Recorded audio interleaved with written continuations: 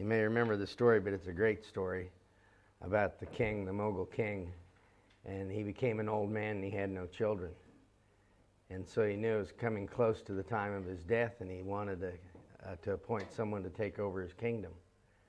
And so he made a proclamation that all of the boys in the whole kingdom would appear before him on a certain day at his castle. And the very poorest boy in the kingdom was leaving his house, and his parents said, "Why are you going there?" And he said, "Well, because the king called me. And when the king calls, you have to come." And they said, "But what would he want to do with you? You're the poorest boy in the kingdom. You have nothing to offer him. And surely he wants something." And he said, "Well, he might want something, but he wanted me to come. That's what he called. And so I have to go." And so he got there, and there were thousands of other boys. And in front of the king was a huge, huge pot. And in this pot were many different kinds of seeds. And he said to the boys, "I'm going to die, and I need someone to replace me and to be an heir and to take over my kingdom. So I want all of you to file in front of me and reach down and pick out any seed that you want. Take it home and plant it. And in 1 year, I'll call you back, and you bring the results of what your seed brought forth." And so every boy took his seed, and the poorest boy was the last, and he got the last seed. And he took it home, and he found the best pot he could, but it had cracks in it. And he got the best dirt that he could find and the best manure, and he put it in his room, and he actually slept with the pot to watch over it, to make sure that it would grow well. And he watered it, and he fertilized it, and he took care of it, and nothing ever grew. Nothing ever sprouted. And so at the end of the year, the king called everyone back. And so he headed out the door with his cracked pot with nothing growing in it. And his parents said, "What are you doing?" The king said to bring back the results of the seed. And he said, "I did everything I could, but nothing grew." And they go, "Well, why are you going?" And he said, "I'm going because when the king calls, you must come." And so he went out the door, and when he came to the castle, his heart sank, because the road leading all the way up to the castle was lined with huge plants that were bearing fruit, with the boys standing in front of each one of them. And there was mangoes and papaya and coconut and berries of every kind. There were all kinds of fruits there, pineapple, everything. And the boy thought, "Well, I'm sunk." And he set down his empty pot, and he stood there. And the king came out, and he started walking down the road, and he was tasting all the different fruits that were on the trees that came from the seeds. And some of the plants were very, very big, and they had huge fruits on them.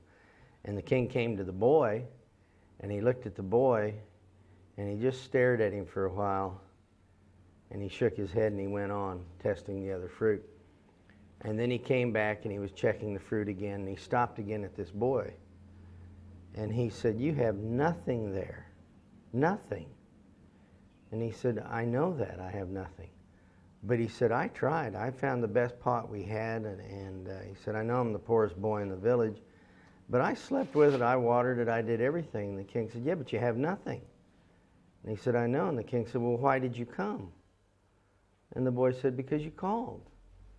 And when the king calls, you have to come. And no better, no worse, you just come." And the king looked at him, and he smiled, and he said, "You'll be the next king. Because I boiled all of those seeds in hot water before I handed them out. So every one of them was dead.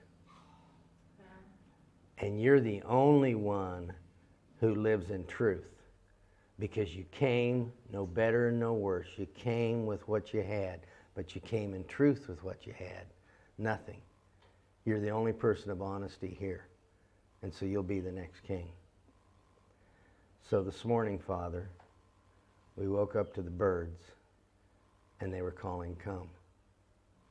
And we looked out at the trees, and they were shouting to us, "Come." And we looked at the mountains, and they shouted to us, "Come." And so this morning we've come, no better, no worse, in our little cracked pot, because you called us. And we would ask this morning that you would teach us, that you'd speak to our hearts, and that we'd be able to hear from you. Amen? Amen. But whatever things were gained to me, those things I have counted as loss for the sake of Christ. More than that, I count all things to be lost in view of the surpassing value of knowing Christ Jesus my Lord, for whom I have suffered the loss of all things and count them but rubbish, so that I may gain Christ and may be found in him, not having a righteousness of my own derived from the law, but that which is through faith in Christ, the righteousness which comes from God on the basis of faith, that I may know him and the power of his resurrection and the fellowship of his sufferings, being conformed to him in his death, in order that I may attain to the resurrection from the dead. We've been talking about a philosophy of suffering and understanding it, and looking at eternity and time and what God permits and what God prevents. And we hope that we come to this point in our spirits where we're grateful for everything that God has permitted into our lives, and we're grateful for everything that he's prevented from coming into our lives. That I can count all things as rubbish in view of knowing him. And some of us may appear to have a harder way of coming to that revelation than others. But I still count it all as rubbish, everything, because we get to know him and we have one word from him. Now, we want to look at what the world has done to us and how it affects us, because there is an argument, are you what you are through nurture or through nature? And so was the man born a criminal, or did the world make him a criminal? And of course what we would say is that you're a combination of two things. By nature, you're a child of Adam, that's how you're born. And then by nurture, that child takes its own form. And so many of us have brothers and sisters, and very few of us had an identical twin. And we discovered that all the children in the family were different, and yet they had the same parents. And so we all have Adam life, but Adam life takes its own shape depending on our environment and what takes place around us. Now, the reason that's important to understand that is that Lamentations 3:40 says this, examine and probe your ways and turn to the Lord. In Luke 9:23 we're told, take up the cross and deny yourself. But how do you deny yourself if you don't know what yourself is? And so what we want to do is examine and probe our ways. Now, a lot of psychologists examine and probe their ways, or probe your ways, and they leave you in pieces on the floor. I don't know what they're really doing. They're just examining and they're probing. And it's amazing how many of them say nothing. But I realized they say nothing in their counseling sessions because they know nothing. And it was like the Freudian, who the fellow said, I'm having problems. And the guy said, problems. And he just stared at him. And the fellow says, yeah, I didn't get on well with my mother. And the Freudian says, mother.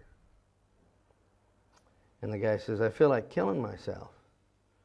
And the Freudian looks at him and says, suicide. And then the fellow just ran to the window and dove out. And the Freudian went over to the window and he looked out and he goes, splat. So you can examine and probe your ways. Where are you going with all of that? And so you're just in pieces doing that.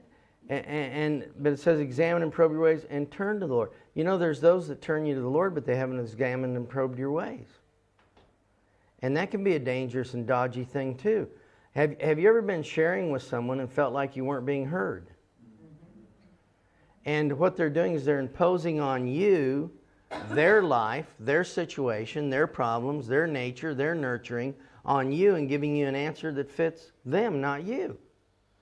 And so a very simple example of that is everybody switch one shoe with the person next to you and wear it all day long. And at the end of the day, tell me how comfortable you are wearing that other shoe.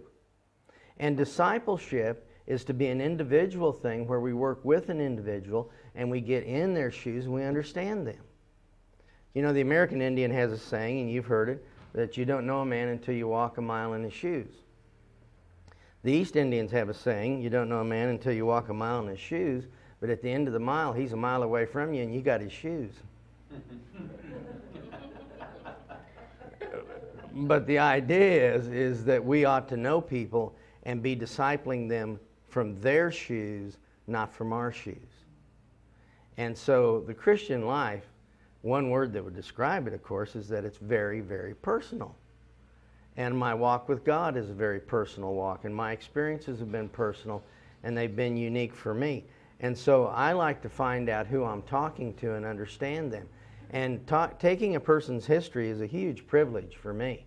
I've yet to weary of that, because I've only lived my life, but if you let me take your history and you tell me about your life, I get to live your life. And I have in my head tens of thousands of lives. And that's really meaningful to me to know that. And so we want to be able to take people's history, understand where they're at, and have a beginning point. Now, it's not a formula when we take a history. It's a beginning point. It gives us a launching place. Because here's something you're going to find. If you want to help hurting people, if you don't have a plan, you'll follow their plan. And if their plan worked, they honestly wouldn't be sitting there with you. And often I'm counseling people from different religions, and I'll have a Mormon in, and they go, well, you know, we heard you were a Christian, and what do you think about Mormonism? And I'll just say, I say the same thing all the time. I think if it worked, you wouldn't be sitting here. And that's all I have to say about it. So let's move on and talk about your life and where you're at and what's going on. And I believe people are not as interested today in staying out of hell in the future as they are in getting out of their daily hell today. And I think that Christ came to deliver me from my daily hell, not just my hell in the future, and it has more appeal to me. So what we want to do is we want to just practice history taking, but we want to simplify it, and I want you to see how really easy it is to take a history. And we'll take one, and then we'll go through it, and then we'll take another one. But first, we're going to take your own history, and you're going to take it yourself. I was in Brazil doing training there, and the people said, well, it's just too overwhelming. And I'll warn you ahead of time, I've worked with Satan for years. And he's worked with me for years. And I can sit down in a counseling session and often know right away what he's whispering to that person. And he knows what I'm going to be saying to them. And one of the things that he'll whisper to you here, and it'll make all of our training and our whole retreat go into reverse, is that Mike is able to do that because he's a professional. Mike's able to do that because he's done training. Mike's able to do that because he's done it for years. And right then, the next whisper is, I could never be able to do that. And do you know, when I started out, I didn't have any of the material that I'm giving you. I started out by sitting in my house and hearing that a lady at the church that lived 2 blocks away had tried to commit suicide, and I was shocked by it in one way, and another way I wasn't, because I was so depressed. And I said to Betty, I don't have no idea what I'm doing, but I'm going down there and point that lady to Christ and see what happens. And she came out of her depression, and she came out of her... I had no idea what I was doing. Didn't have any diagrams, didn't have any... I just sat down with one goal: I'm going to point you to Christ. And so we're giving you a lot more information than I had to start with. And it means that you can use it. And here's the thing, too, that I found as I went along, which was really encouraging. As I began to grow in my understanding of the material, God brought me different people. But at the very beginning, he always brought me people that I could minister to. And he does the same thing with you. And so now, you know, I may have some very, very difficult cases that would appear difficult if I looked at them 20 years ago. Today, they don't appear difficult. But that doesn't mean that I didn't have a ministry 20 years ago and things weren't happening 20 years ago, 25 years ago, and 30 years ago. And that's the same with you. And one of the things we'll be clear on always is that I am never saying, and Jeff is never saying, you know, you never grew in the Lord until you came to an Abiding Life Ministry seminar. What a ridiculous thing to say. Because you've been growing all along, and he's been overseeing your growth, and he's taught you things that he's yet to teach me. And we are the body of Christ, and you have been going along. And so what we're doing is we're just bringing an addition. And again, we don't compete with each other, we complete. And this is what I do in the body of Christ in my completion of the body of Christ. So we're gonna hand these out. Everybody grab one. And just kind of pass them down there. I think we got enough for everyone. If you got any extra and need another one, let me know.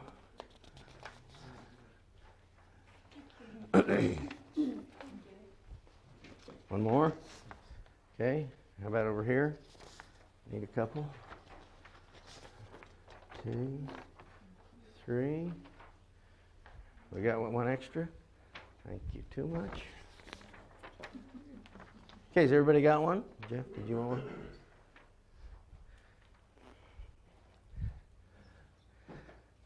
Okay, basically what we're going to look at is this. And I'll walk you through it and you'll see how easy it is to use it. But you have an outer life and an inner life. And those two lives make up you. Your outer life took its form in the womb of your mother. Your inner life took its shape in the womb of the world. And so we were born with Adam's life, and he was told the day you eat from the tree of the knowledge of good and evil, you'll die. He ate of the tree. He kept walking. He kept thinking, feeling, and doing. But God said, you're dead. The Adam life is dead in its recognition of God. It doesn't see God anymore. Now, I'm born with spiritual needs for this life within me. Those spiritual needs, and some of the basic ones, are love, acceptance, assurance, security, significance. Those are all things that only God can give me. I was sharing this with a couple in Oklahoma, and I said the big problem with your marriage is you're trying to get needs met out of each other that only God can meet in your life. And if you think of your frustration with the significant people in your life, it will almost always center around, you didn't love me, you didn't show me acceptance, you didn't make me feel significant, you didn't make me feel secure. Those basic needs. And the woman said, I understand what you're talking about. Our marriage is like 2 ticks and no dog. And I said, that's exactly right. A tick can't live on a tick. It's got to have a dog, and they're trying to live off each other. So what we do is we're driven to get these needs met. We're not recognizing God. We're not recognizing that we're on the vine. And so what we do is we look to others to meet those needs. Now, we're looking to others who are also looking to us to meet their needs. And so we're with a bunch of self-centered people. And as I said to Betty one day, the biggest problem with our family is everyone's too self-centered to just think about me. So that's the problem. Well, that's the whole family. That's how we all feel. And so what we'll do is we'll look over to people and we'll ask them, who do you believe that I am? And Jesus asked that of the disciples. Who do you think that I am? Who do you say that I am? And we look to others and we go, who do you say that I am? And maybe the first place we'll probably look is our Father. Who do you say that I am? And the Father abandoned you. Well, that now gives me an inner image. And that inner image will be a negative image. And what he really thinks I am is something that's worthless. Does that make sense? Or we look at Dad, and not only did he abandon me, he also criticized. And so now I feel like I'm a failure, and that I'm stupid, and that I can't get things right. And people develop negative images. Now, you can also develop a positive image. And that'll usually happen if you're an only child and you had older parents, those kind of things. You're intelligent, and you had a lot of successes. And so what you do is you develop an image of being lovable and of being fun and smart and a success. And we asked this the other day, which is worse, the negative or the positive? Well, they're equally bad. Because with this negative image, I have to work all the time to change it. And if you hint that I am those things, I'll get you to start working. I mean, if I can hint to you that you're those things, you'll work for me. Because you'll want to change it. And then if you're a positive image, you're going to work all the time to maintain it. So we look at people, and if we break it up, you're going to see that roughly 95% of people are going to have a negative image because they were looking to other self-centered people to tell them who they were, and they're too self-centered to be positive about you. And then you'll find about 3% of people that have a positive image. Now, out of that, then you've got 2% left, and the 2% that are left are very interesting because they're people that have a negative and a positive image. And so what happened to them was, in their home life and in their families, the messages they got about themselves were negative. But because of their intelligence and their successes and their drive and their personality, they've had a lot of positives in their life. So now that sounds really great because I have a negative image, but I also have a positive image. Now, another way that can happen too, and it happens a lot to people in ministry, is that you have a negative image, but you accept the positive image of the pastor. And now you live to being a pastor. And I'm amazed at how many pastors' wives, when I'm discipling them or doing counseling with them, and they'll say to me, I got so angry, please forgive me for being angry. I know I'm a pastor's wife and I shouldn't get angry. I mean, what a ridiculous thing. You're living to that. And so you can have a negative and a positive image, but here's the real problem with that.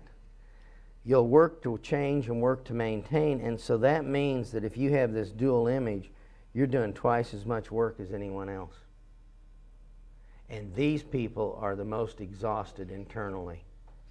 And often when you mention the word rest to them, they'll start weeping because they haven't ever rested, because there is no rest. They just keep working and working and working, always working to change, always working to maintain. Then the next thing we do is, nobody likes that. So if I said to you ladies, there's a man I'd like you to go out with, and you go, what's he like? And I go, he's worthless, a failure, and stupid. Well, some of you say, I married him. No, I mean, but you're not going to say, oh, bring him on, you know, I really want to bring him, I really want to meet him. Although there is a dynamic here that what people will do, if you feel worthless and a failure and stupid, you'll down date. And so I would have seen some of you dating in high school and said, what in the world are you doing with that person? Because we hate contrast. And so if you feel worthless up here, I can promise you, you won't date someone with more worth. Because the contrast will kill you because you're always waiting for them to find out what you're really like. And so you'll take the safe route, and the safe route is, I'm going to date someone who's more worthless. So if there's pressure, the pressure is going to come down this way. Then you have this dynamic going on, and we just say this, that we had an angry father who made me feel insecure. Now, there's another way to say that, because the father was a man. There was an angry man that made me feel insecure. So what kind of a man will you look to take away your insecurity? Okay. Yeah. It doesn't sound like it makes any sense, but it makes a lot of sense because it was an angry man that gave the message, and only an angry man can take it away. So I was in Africa, and a black fellow came up to me, and he said, you know, I had a white man tell me that we were just descendant of monkeys, and we were the closest thing to monkeys, and we're not even humans. And he said, all my friends told me that was ridiculous, and the guy was nuts. But he goes, what do you think? Do you see, a white man gave him the message, and he wanted a white man to take it away. Even though all the black men were telling him that was a lie and that was stupid, and it is stupid. And I said, hold out your hands. And he held out his hands, and I said, what color are the palms of our hands? He said, they're the same color, they're white. I said, yeah, that's so we can both do the things of God. Let me see the bottom of your feet. And he showed me his feet, and I said, look at mine. They're both white, so we can walk toward the things of God.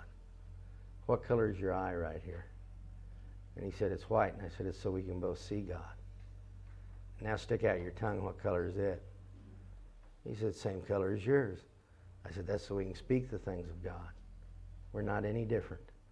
And it took it away.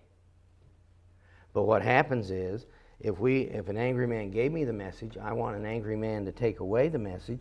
So you go out and you find an angry man, and on a scale of 1 to 10, for argument's sake, we say Dad was angry at a 10, and you find a guy that's angry at a 5, and you think that he's 500% better than Dad.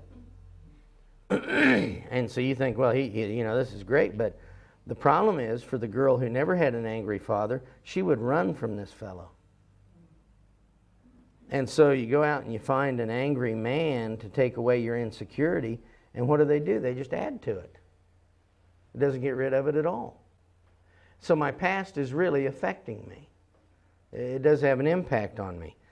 No one wants to be these things, and so what we'll do is we'll work to change them. And what have you done to try to change what you are? And there's lots of things that we do, and it seems as though that it's nearly endless. I did a search on the internet, and you can do your own and see what you find. But I looked up books on marriage, and there were 70 million worldwide. 70 million books worldwide on marriage. Well, it tells me people would like a marriage to work. If they're doing that. It also tells me nobody knows what does work, or you wouldn't have these 70 million books. But what have you done when you look at what I am in the negative? What do I do to change? And what I am in the positive, what have I done to try to maintain it? And if any of that worked, the person wouldn't be talking to you. And so you can even add to those things like I prayed, and those are very good things, and I went to conferences. And then we have all the games and the gimmicks that go on. I had a rebirth, so I went back into the womb. And, and all your friends cover you with pillows, and you fight your way out of the womb, and now you're a new person, and you do that kind of stuff. I've tried inner healing, try to get that done and patch myself up. And then sometimes what we've done is we just run, and we switch locations, all of those kind of things. There's a lot we do to change. The question is, did any of that change you? And when you do that work to change and it doesn't change you, people will get angry. And when they get angry, they rebel, because anger justifies rebellion. And we have to have a way to cope with our frustrations, because it just gets right up to here, and I can't take any more frustration, and I can't take any more internal turmoil, and I don't like this storm that's going on inside of me. And so the world calls that coping. We call it, because the Bible calls it this, idols. An idol is anything I run to under stress and pressure other than Christ. So when the pressure is really on, you're going to avoid this whole mess by doing something. And so the ugly idols, and you guys talked about them last week, but ugly idols are the drugs and the sex and the alcohol. And when it comes to a hurt in your life, there's two elements to hurt: pain and rejection. And if you go out and get drunk, it'll get rid of your pain, but it'll add to your rejection. If you work real hard at work, you'll get successes and a pat on the back. It'll get rid of your rejection, but it won't get rid of your pain. So the most popular thing, because it'll get rid of both of these for a moment, is sex. And that's why people become sex obsessed. And what happens then is that in sex, I have pleasure instead of pain, and I have acceptance instead of rejection. If you're seeing a girl that's 13 years old that's sexually active, I can promise you there's a whole lot of hurt in her home. She's got heaps of hurt. One girl said to me, I just said, what are you? I mean, are you just a whore? Are you just running around? What are you doing? I knew why she was doing it. I was just pressing her. I wanted her to say it. And in the end, she said, I just want someone to tell me they love me, even if they're drunk and they're lying to me. I just want to be held. I'm just coping. The problem is with this whole thing is what it does is it creates more hurt.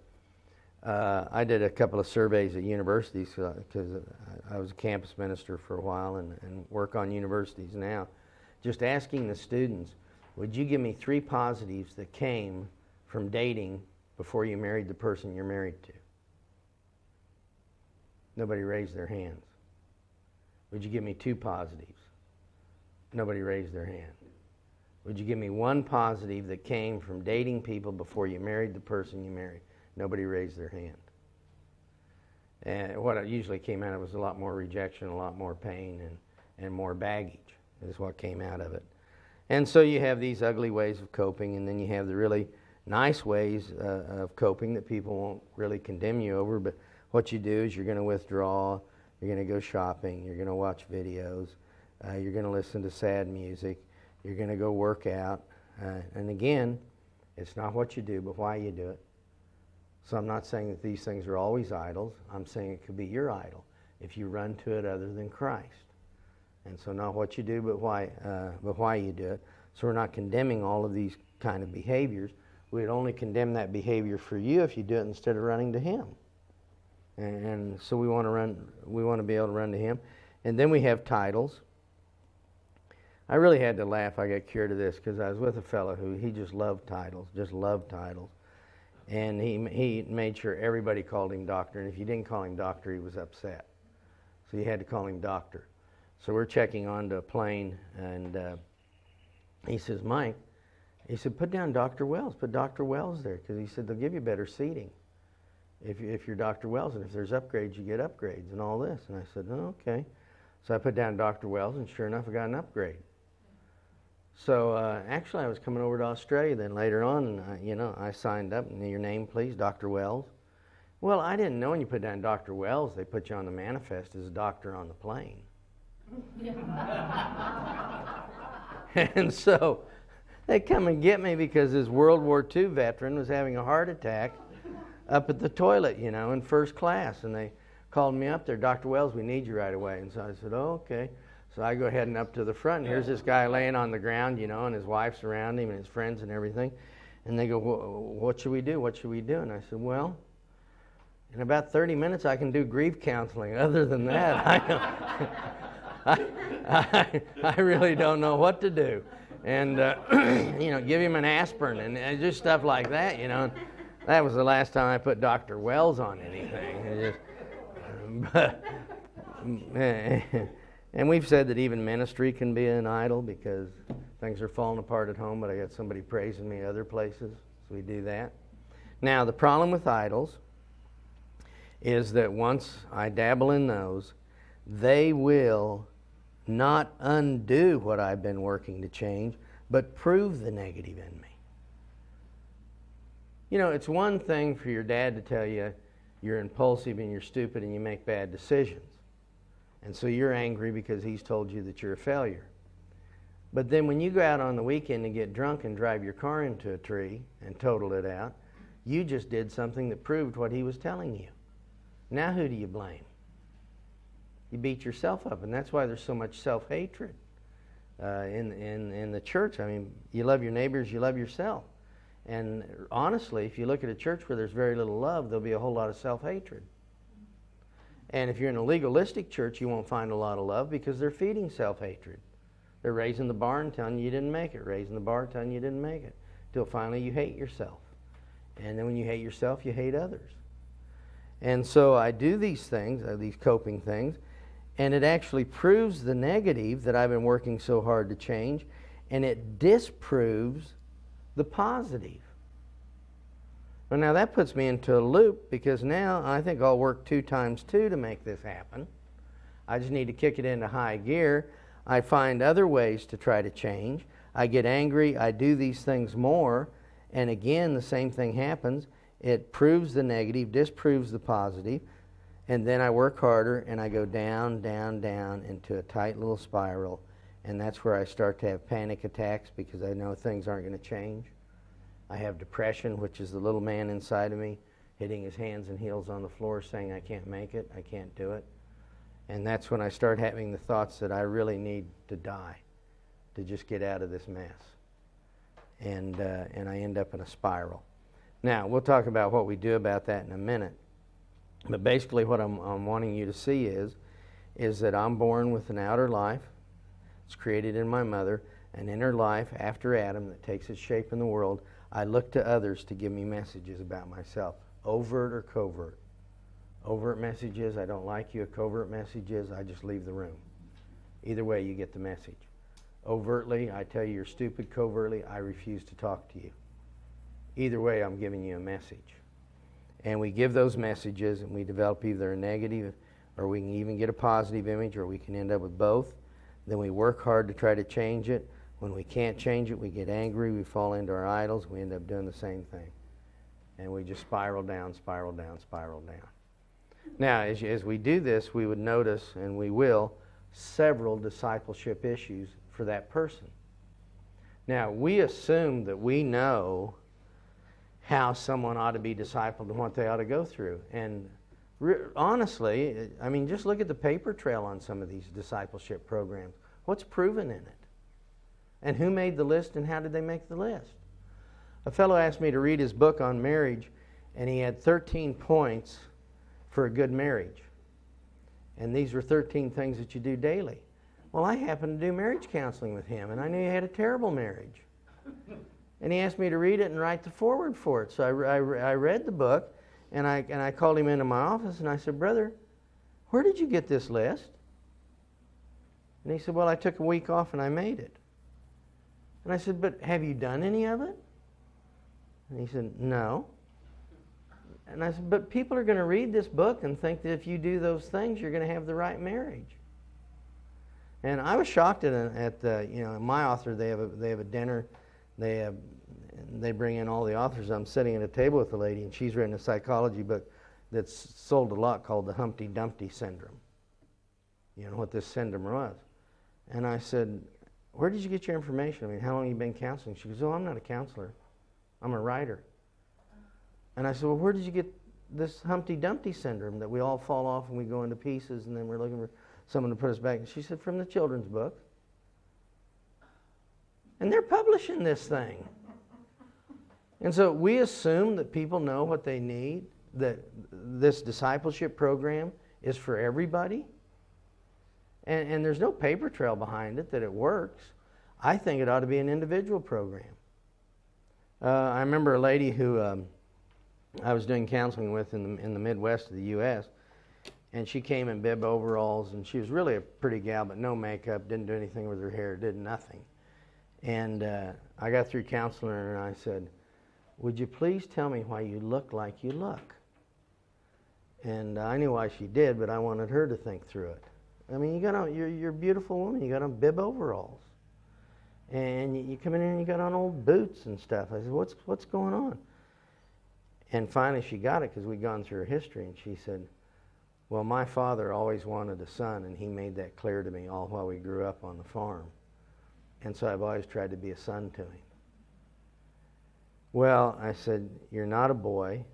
You don't love your femininity. You should be in love with your femininity. But your femininity is associated with a negative in your life. And so what I'm going to do as part of your discipleship program is I want one of these elderly ladies that's feminine and that will take you aside and teach you how to do your hair and how to put on makeup and enjoy being a woman. Just enjoy femininity. It's fun to see the little girls all dressing up and getting all ready for something." And my daughter's, when she was 5, her little friends would get together, and Betty and I'd have a date night every Saturday, and they would cook for us. And they were all dressed up, and it was a candlelit dinner, with the candles going this way, and then, and then some kind of mixture, of gumdrops and hamburger that were cooked together, and, just all these special little things. But it's just fun watching them be little girls, and it's fun to watch women being women and being feminine. And so I asked the elderly lady in the church, I said, "Would you just work with her? Just go with her and buy clothes and tell her how to put on makeup and take her to the salon and do those things. That's part of the discipleship." I was there 2 years later, and I got through speaking at the church, and we're just greeting people, and this woman came up, and she's really pretty, and I shook her hand, and I said, "Hello, nice to meet you." And she goes, "You don't remember me, do you?" And I said, "No, I'm sorry, I don't. I meet a lot of people. I just don't remember you." She said, "I'm that girl that you saw in the bib overalls." And her husband steps in front of her and goes, "Thank you, thank you, thank you." He's shaking my hand, you know. Yeah. Looked like he had palsy. He was just going, you know. But see, discipleship takes a different form for people. And we want to personalize that for everybody. Now, it's very easy to do, to get a history and to find out, and I'll show you how easy it is, because you're going to take your own. And you'll see what I'm talking about. So, let's get out our little form. And I'm going to walk you through this. And you'll find how easy it is. And we'll just label these boxes. You know, I'm going to go box A here, B here, C here, D, and E, just for sake of clarification. Okay, let's go to box A, number 1. And the reason we look at personality, and we'll be going over the test and doing a lot more on that later. Right now we're just doing some basics on it, and that's all we need for what we're doing. But you notice that you can have 5 children with an alcoholic father, and one child becomes a doctor, and one child becomes an alcoholic, and one disappears and no one knows where they're at. One never does leave home, and the other one just lives a normal life. They all had the same environment, but they all reacted differently to the environment because they were different people. So if you take a thinker, one of the things about a thinker is they hate to be moved because they have 1 to 3 close friends and they're very, very loyal to those friends. And if you rip them away from those friends and then move them to another place and rip them away from those, and then you rip away again, pretty soon you'll have someone with what we would call a detachment disorder, or an attachment disorder, which says, I'm not going to get close to people anymore because I don't want the pain of being torn away. And it's really going to affect me. And so they're going to be more of a loner, not because they don't like people. In fact, they can be your very best friends, a thinker, because they're that loyal to you, but because they can't afford the pain anymore. You can have a doer and move them every week, and they enjoy it because there's new people to oppress. You know, I already brought the last group under my thumb. I'm ready to move on, and so you're moving them on, and they don't mind. And you can have a thinker that's got a father who's an alcoholic, and they can't stand the insecurity of that and the chaos, and they'll withdraw to their room. And if they have a brother or sister that keeps the whole room in a mess, they'll finally withdraw to their drawer and try to keep it sorted out. And if they can't sort that out and everybody's in their drawer, they'll move up here and try to sort stuff out. You can have a kid who's a doer in an alcoholic family, and he likes the conflict. And he'll rise to it, and he'll be the one kid that alcoholic father will constantly be trying to please, because he's the kid that told him just to shove it, get out of the way. If I see you hit my mom again, I'm going to take this board and hit you. And that father will actually respect that kid, because a doer only respects that kind of thing. So we look at that because it does affect me. So I said, what are you, number 1? Thinker, doer, feeler. Everybody's a combination, and we just basically break it up. It's very simple. You don't even have to give this test. I'm going to show you the forms you can use later. But we look at a thinker, and a thinker's given attention to detail. They're obsessive. They can't go to sleep at night because they can't shut down their mind. They need to read, and they like everything in order. When they go to sleep, they want their water over here, and their chapstick over here, and their tissue there, and their shoes there, and then everything's right. And the collegiate dictionary to read is even better. And because that adrenaline rush from going from C to D is just something you can't, no Disney World ride could duplicate. So they have all that. And then you got the feeler, and they cry when the leaves fall off the trees. It's just too sad to see the little things die, and they're blame takers, and they're very subjective. And so if our meetings don't go well, I just say to a feeler, if you hadn't have come, it would have been great. And they go, I know, I shouldn't have come. I wasn't going to. And they take that, and then you have the doers. And as we say, a doer will march into hell with a squirt gun. And he's sure with that water pistol, he'll put out the flames. But the thing is, he's got you in front of him putting them out. And he doesn't ask you if you want to go. He tells you if you want to go. So I'm changing the oil on my car, And as I come out from under it, my foot hits the jack and the car falls on my legs. My dear neighbor comes over and he says, they're always in a hurry.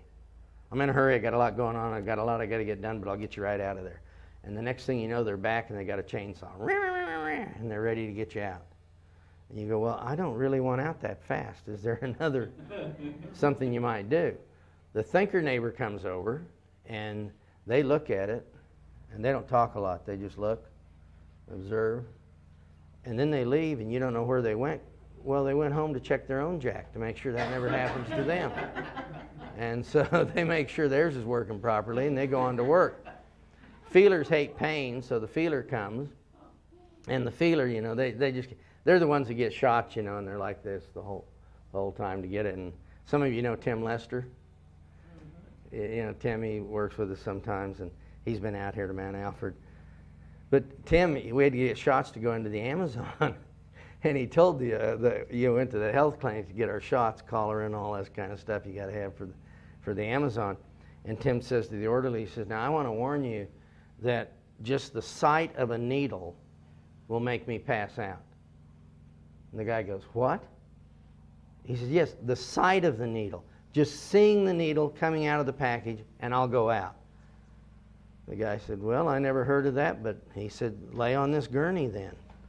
And so Tim lays on the gurney, and the guy rolls up his shirt, you know, to give him his shot. And the guy takes the needle out, and Tim's looking over here this way. And the guy leans over and he says, do you mean that if you see a needle, you pass out? And Tim just goes like this. I couldn't believe it. He just went out, just like he's on the table. He was gone. You mean you pass out when you see this? Well, feelers hate pain, you know, and they can't stand it. So they come over and you're stuck under the car, and then,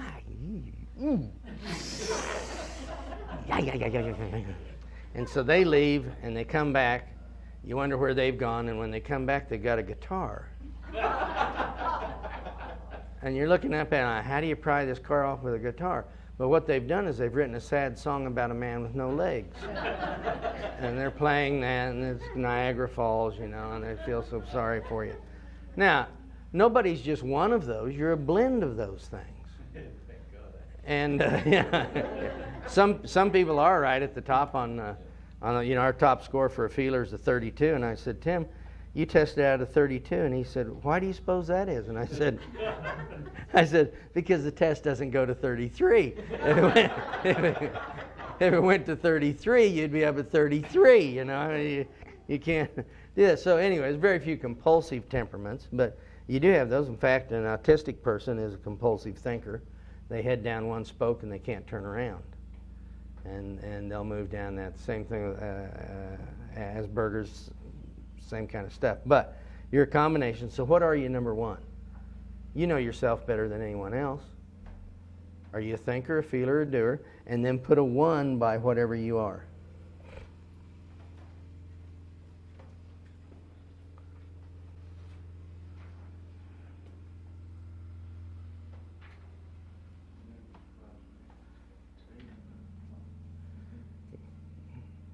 Okay, and now what are you, number 2? And just put a 2 by that.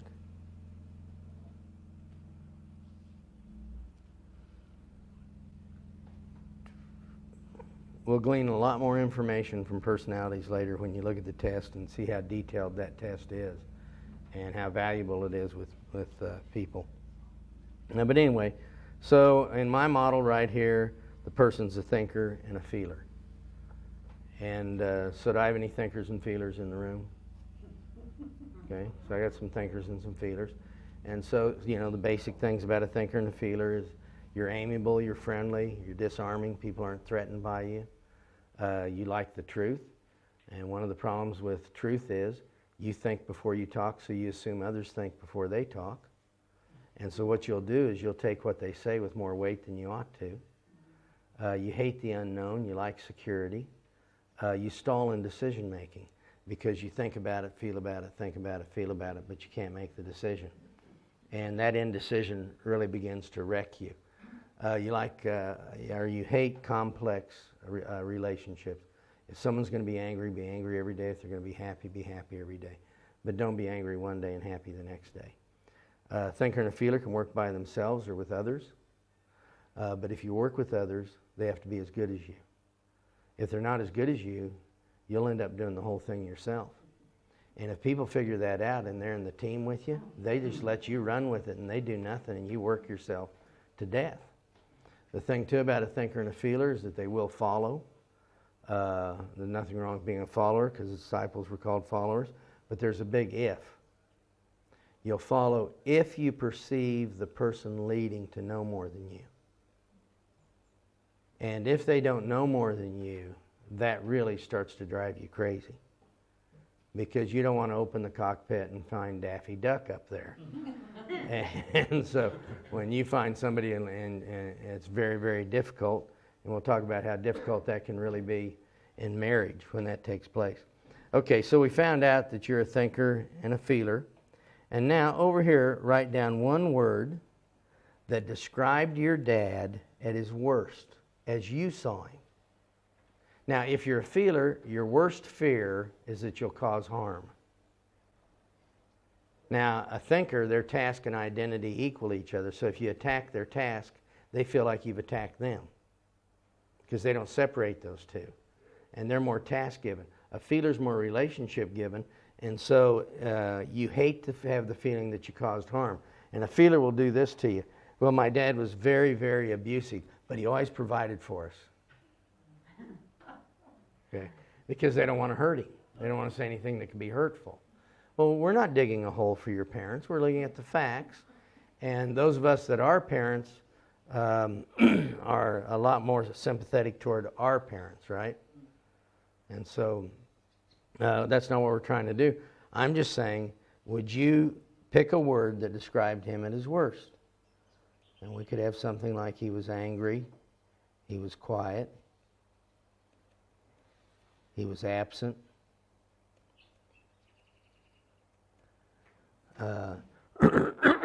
he was explosive,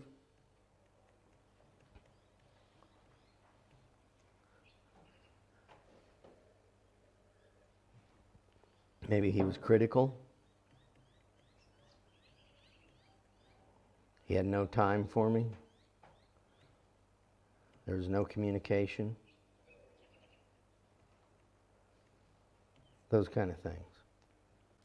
More than one? Just one for right now. I'm just asking one. I'm just giving examples of things that you might put out there, that you might look at. Okay, so you've got one of those, right? Now, given your personality as a thinker and a feeler, or a thinker and a doer, how did that behavior make you feel in the negative?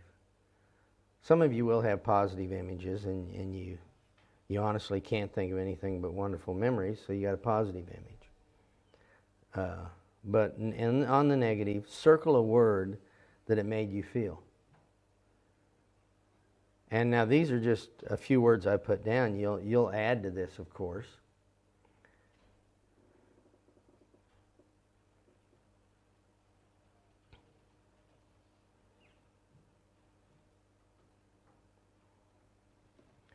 All right, so let's just say that made me feel stupid.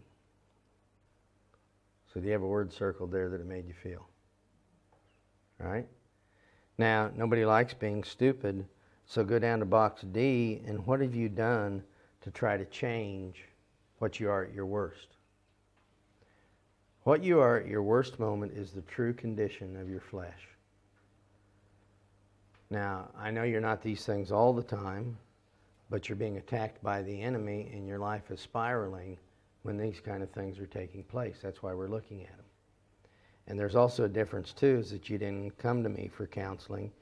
You came here for training. So I'm not trying to create trouble for anybody.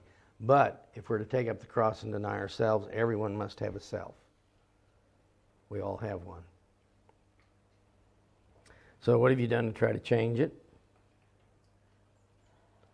So I circled self-hatred. Somehow I thought beating myself up would help. All right? Just one. Yeah, just one for now.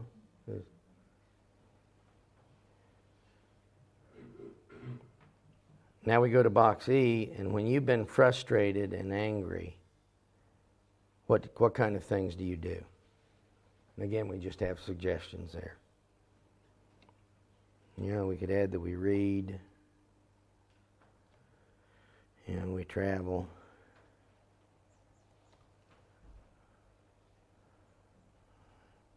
We avoid. We can shut down. We can become inhibited. We can become indifferent.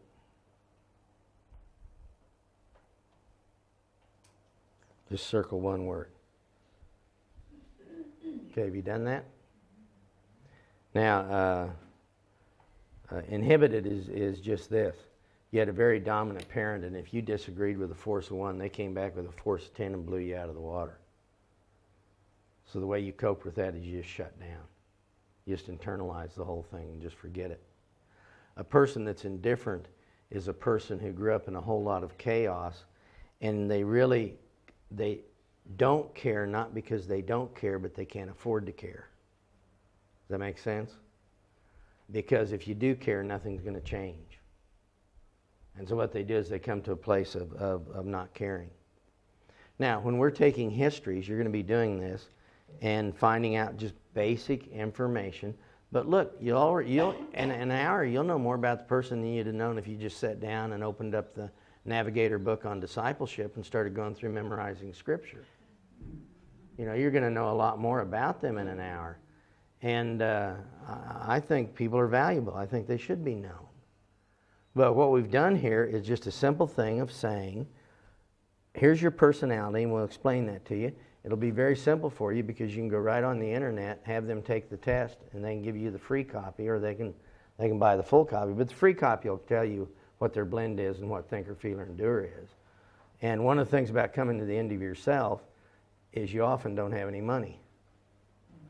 And that's why we try to make things as cheap as we can or free, because we know that's part of coming to the end of your rope often is financially you lose your security. But what we've said is this is your personality here, and then I've said, what was a hurt in your life? If I was just interviewing you, would you give me one word that described your father at his worst? And so you say angry, or let's say you say critical, and then I ask my second question, how did that make you feel? Okay, so the first one is describe your father. The next one is how did it make you feel? And you might have circled stupid. Well, nobody likes feeling stupid. So what have you done to try to change that? What do you do when you feel stupid? Well, I've prayed about being stupid maybe. Whatever. Now, when that hasn't worked, because obviously you still feel stupid today, it frustrates you like it would anyone else. What do you do when you get frustrated? Well, you might put down here, well, I drink. If you have two boys, one boy in house A and one boy in house B, and the boy in house A notices that every time his dad's frustrated, he drinks, and the boy in house B, every time his dad's frustrated, he works in the garden. Both boys grow up, they're 30 years old, and they're frustrated. What do you think they'll be tempted to do? Drink or work in the garden. Because every one of us in this room likes a model. We all wanted a model. And that'll be another discipleship issue, which is, what model did you get in your life for marriage, for raising children, for work, for how you live life? What model did you get? And if I said to any of you in this room, would you please go down and set up the chairs for the conference for me, you'd be happy to come down and do it. But if I came down later and I said, why did you set them up like this? I don't want them set up like this. I want them all in a row going that way. Well, that would be frustrating to you. So what you'd prefer is, if I said we need to organize the chairs, let's go down together and see how we want to do this and what looks the best. And then we determine together what it is, and then I leave you to do it. It's not nearly as frustrating. We all want a model. And one of the problems is we all have a different personality, so we have a different model that we live by, and a lot of times our life wasn't modeled for us. especially if you're multifaceted, and some of you probably came out that way, where your thinker, feeler, and doer is all equal. And you didn't get a model for how you even live life like that. Because if you're like that, you're going to have a lot of different jobs in your life. Because, in the West we say he's a jack of all trades. In China we say he's a man of many knives but not one sharp. so we have all those different things that we can actually do. So, how did you describe your dad? How did it make you feel? What have you done to change it? And what do you do when you can't change it? Now, let's go to one more about Dad. Give me one more negative word that described your father at his worst.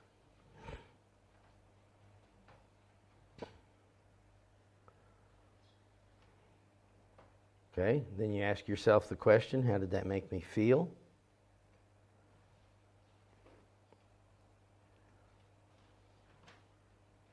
How about if you can't? If you can't, what? Find a word that says. That describes you. Well, and that's one of the nice things about this diagram is you can leave out anything except box C to use it. You can you can actually just go with box C. You don't have to have anything else. Some people can't remember. Some people it's a long time ago. Statistically, if your father died before age 16, by age 30 you only have 1 or 2 memories of him. By age 40 you probably won't have any. People who have a lot of memories are people who have looked through photo albums and seen videos and that kind of thing. They really don't have the memories of those kind of things. But what I would do if someone says to me, I just can't remember, there's a couple of reasons for that. Maybe I don't want to remember, and I've trained my mind not to remember. But it's also likely that I just don't remember. And so what we do at that point is we would say this. When you're laying in bed at night at your very worst, that's when Satan whispers to you. When everything's caving in, your job, your relationships, those kind of things. In those moments, what does Satan whisper to you? Because he's very consistent. And so at my very worst, he would whisper to me that you're worthless and you're failure and you're stupid and you got it wrong and all those kind of things. And so what I can do is say, okay, let's forget the whole diagram. Just tell me what describes your inner life at your very worst. What does Satan whisper to you? And so then you'll have an idea right then of what the self is that has to be denied. If we can go through the whole diagram, we begin to look at the source of those feelings. And that can be helpful, and here's why the source can be helpful. Once I understand the source of it and say, it was a critical father that made me feel stupid, I'll know that if you go to work for a critical boss, you're going to end up feeling stupid. Because what you're getting is a like message today similar to a message you got in the past. So it can help me in understanding why your job is driving you crazy, or why a neighbor drives you crazy, or someone at church drives you crazy. But it's a good point, Warren, because it's not needed. Well, I just want to, like, I'm not fighting to speak up on this, but like negative to my dad. Worthless, unloved, unwanted, failure, defective, stupid, ugly. Mistake, I put a circle around, because we all make mistakes, and he certainly did too. But insecure, again, I couldn't put anything to any of those. Yeah. And here's a good point you're bringing up, and we want to stop for just a minute. We are never creating problems for people that they don't have. And that's something to really remember, because here's the thing that happens. Of course, in Australia and the U.S. too, there is no such thing as a Christian counselor, because you cannot be licensed as a Christian therapist.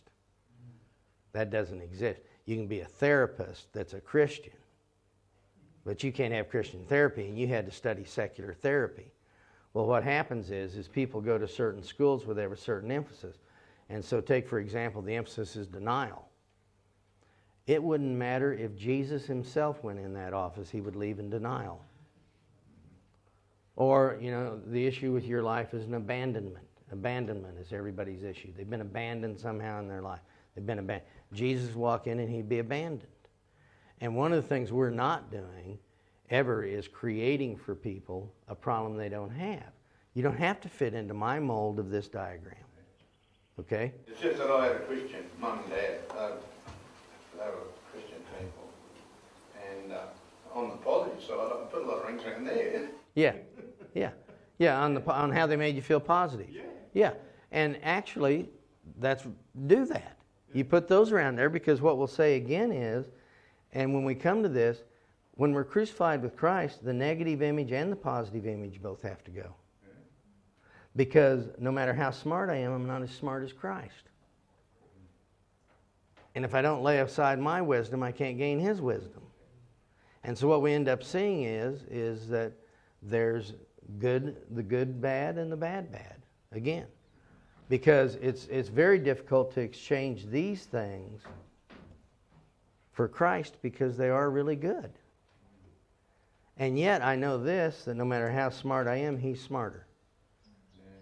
And so what I want to do is exchange that for His wisdom in the end. So I still have a self-life that we deal with. But the point that Warren's making that I want to emphasize is, I don't want to create problems for him. And he doesn't have negatives about his parents, so I'm not going to say that he's in denial and he's not. And here's something. If a counselor ever tells you something that you don't agree with and it doesn't sink into your spirit, because good counseling is just saying what you always knew in different words, don't receive it. And I tell people right away, if you don't agree with what I'm telling you, you tell me and I'll agree with you.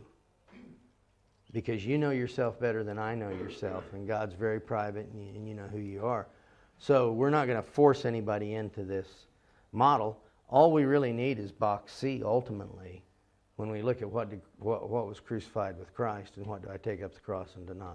There is one slight difference here, and if I was a child and I got a walloping, which I did, right, I got violence. I think we probably all did, or we all deserved to get them, anyhow we didn't. But the thing is, at that time, I could have said he was unloved. But today, if you're asking me, when I grew up and I see what a wonderful dad he was, you can't say. Right, and that's why we said, I want you to think of up to age 18, how you would have described your father at his worst. Up to age 18, because again, as we get older, our attitudes and how we perceive things change. But we talked about early age, how we perceive somebody. Because actually, this is formed by about age 7, your image or your identity. And so we're trying to find it at an earlier age. Okay, so you gave me another word about your dad. The question was then, how did that make you feel? And you circle something else. And then what have you done to try to change it? You just go down to D and you can add things, add whatever you want to there. And then what did you do to cope? What kind of things did you do?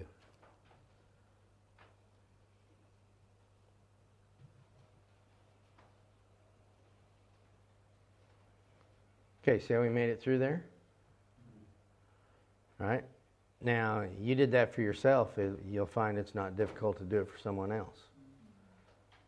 Now, when we come to the diagrams, just remember this. You work the diagram doesn't work you. And by working you, it means that I've got to figure everything out on it and get everything just right and do this and that.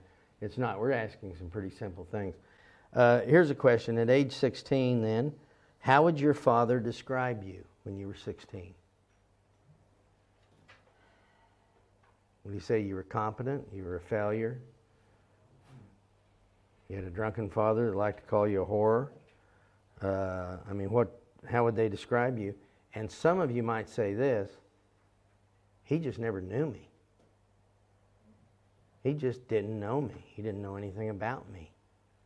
Right here, I'm saying, what have I done to change it? And over here, if it's positive, what do I do to maintain it? And so if you were successful and smart and intelligent, and then you got a lot of promotions, and because you kept maintaining that and trying harder and working harder, and when things got tough, you got tougher, and then all of a sudden they lay you off for someone who's 20 years old, they can pay a lot less, How did you cope with that? What would you do with it?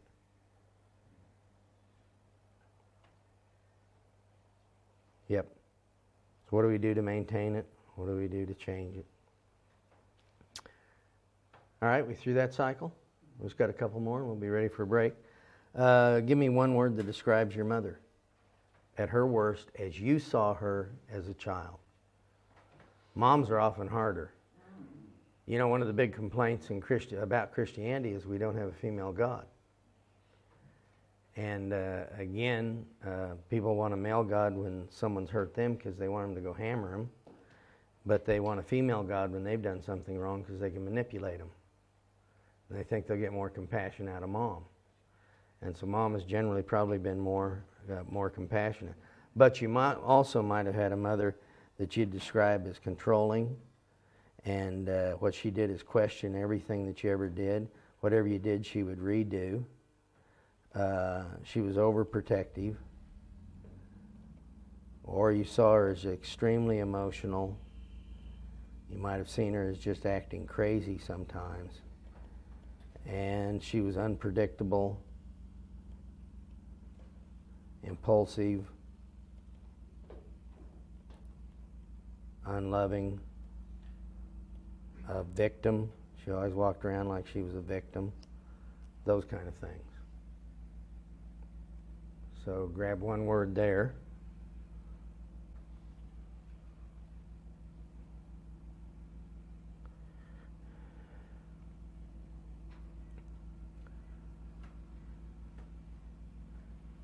Okay, now how did that make me feel? That's the question. And you might have only put down positives about your mother. I honestly don't have a negative. She was loving, she was kind, she listened to me, I could talk to her. She was always there for me, she helped me. She protected me, she did all those kind of things. So you might put how that made you feel over here on the positive.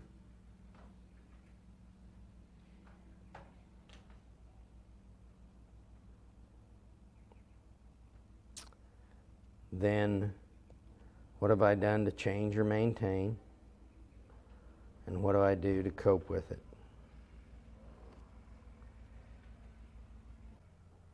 We got it? Now, you know, in terms of discipleship issues, if I'm just looking at this person aside from we want to move to what it means to take up the cross and deny myself, I know that if you're a woman and you grew up with an angry and explosive father and he was rejecting, when you left the house at age 16, you had left with tools for men. And what kind of tools and for what kind of man can you cope? A rejecting man. And that's where you run into this problem. We talked a little bit at dinner the other night, but what happens is that I have the tools for rejection from a man. And there's many, many women that if you walk up to them and you go, you're really attractive, you're really nice, you're really talented, you have a lot of abilities, you're really nice to be around, the first thing that'll go through their head is, what do you want? What are you after? Because you don't believe it yourself, and it's actually making you uncomfortable because you don't have the tools for being loved. You only have the tools for being rejected. And so that's going to be a discipleship issue for me, is what tools are you carrying? And the thing is, you add to your tools. And most people are lazy. And as I've said before, they would have never let me into an airplane to fly if I had the same amount of hours for training to fly in an airplane that I had for training for marriage. And having done both, marriage is much more dangerous, and it's a lot easier to go into a flat spin that you can't really pull out of. But you know, I'm going along in Africa, and the fellow has a flat tire, so we stop and we open up his trunk, and there it is, this handmade leather bag that I know possesses the tools that his father gave him when he died. And you never know what's in that bag. And so he's got a flat tire, and he has a big smile, and he hands me this family heirloom. And I open it up, and he's got a screwdriver about that long. A screwdriver. How do you change a tire with a screwdriver? And so I waved down a truck, borrowed the guy's jack, got the tire off, put another tire on. And the first thing I did when we got to town is I added to his tool bag. Here's a jack for your tool bag, and here's a tire tool for your tool bag. And I got him a couple other things for his tool bag. We really need to just add to our tool bags. We don't need to get depressed over it. We just need to add to them. What kind of tools would this person have for marriage if they grew up with an angry, critical father? Well, they have the tools for that kind of a man. And so they'll naturally be attracted to somebody who they believe they can cope with and they can handle. Also, if you had one of these mothers that was a real doer and going and going and going, and you couldn't believe how much she could get done. She had 5 kids, but the house was spotless all the time. And not only that, she was making cakes for all the neighbors in between that. And you didn't buy your clothes, she made your clothes. And she made them so they just fit you perfectly. And she did and did and did and did and did. That's your model, and you'll walk around feeling like a failure. Because you can't keep all that going. And so you can have a model like that. That can be a discipleship issue too, how we deal with that. Okay, now let's just take one more thing and say, and what we have here is describe your hurts growing up from your earliest memory through grade school, then grade school, secondary school, high school, university, and today.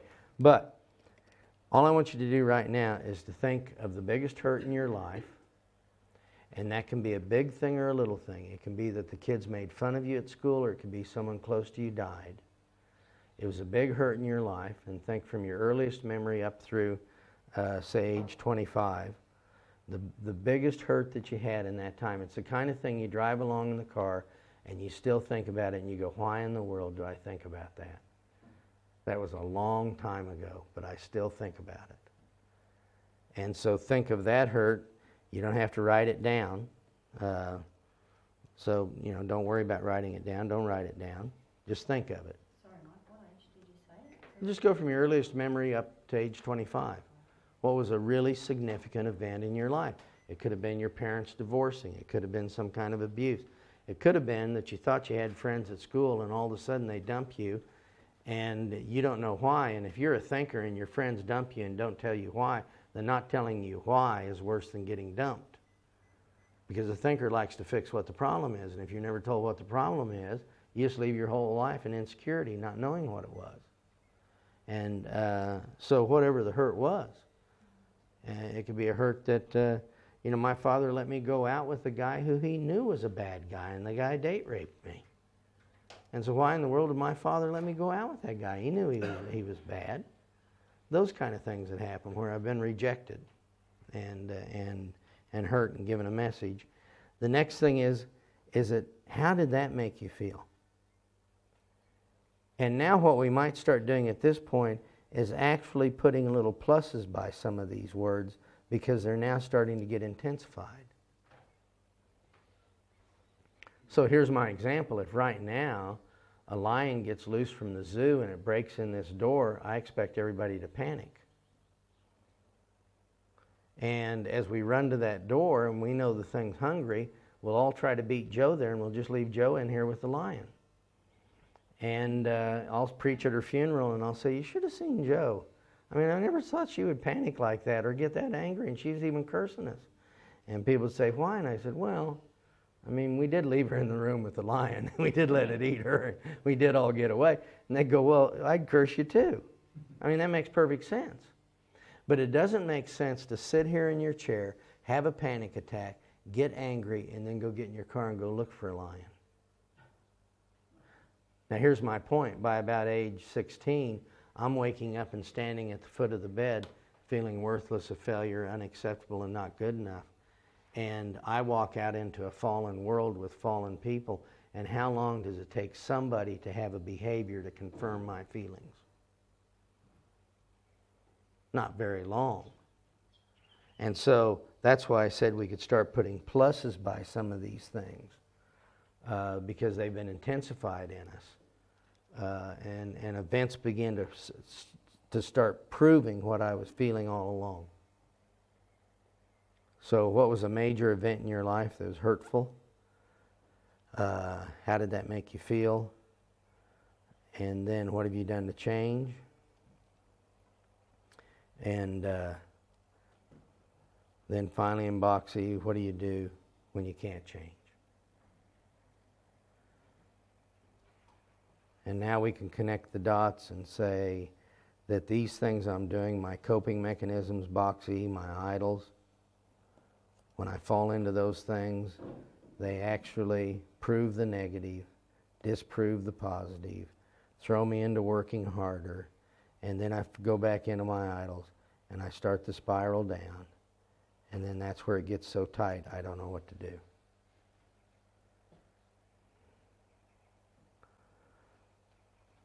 Okay, do you have more information on yourself than you did 30 minutes ago?